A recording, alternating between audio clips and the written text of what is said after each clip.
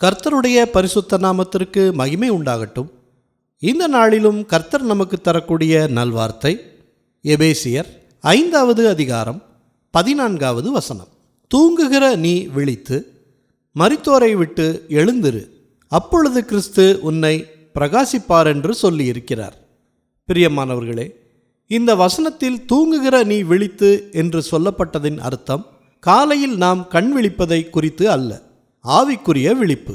சரீரத்தில் விழித்திருந்தாலும் நாம் என்ன செய்து கொண்டிருக்கிறோம், என்ன பேசிக்கொண்டிருக்கிறோம், இதன் விளைவு என்ன என்பதை அறியாமல் செய்து கொண்டிருக்கிறதை உணர்ந்து அந்த மயக்கத்திலிருந்து விடுபட்டு ஆவிக்குரிய விழிப்புணர்வோடு இருக்கும்போது கர்த்தருடைய வார்த்தை நமக்கு தெளிவான சிந்தனையை கொடுக்கும்.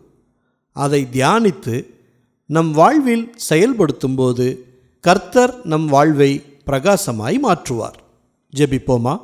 நல்ல தகப்பனே, இந்த நல்வார்த்தையை தந்ததற்காக நன்றி செலுத்துகிறோம். இன்றைய நாளிலும் ஆவிக்குரிய விழிப்புணர்வை நாங்கள் பெற்றுக்கொள்கிறோம். நாங்கள் செய்வது என்னதென்று தெரியாமல் செய்த பாவங்களை எங்களுக்கு இன்றைக்கு மன்னியுங்க. ஆவியானவர் எங்குண்டோ அங்கே விடுதலை உண்டு என்று விசுவாசிக்கிறோம். ஆவியானவர் தாமே எங்களுக்கு உயிர்ப்பை தந்து எப்போதும் விழித்திருந்து ஜெபிக்க, ஆண்டவரோடு ஐக்கியமாய் இருக்க உதவி செய்யட்டும். எல்லா துதி கன மகிமை எல்லாவற்றையும் உமக்கே செலுத்துகிறோம். இயேசு கிறிஸ்துவின் நாமத்தில் ஜெபிக்கிறோம் பிதாவே. ஆமேன், ஆமேன். இந்த நல்வார்த்தையை மற்றவர்களுக்கும் பகிருங்கள். மற்றவர்களுக்கும் கர்த்தருடைய ஆசீர்வாதம் கிடைக்கட்டும்.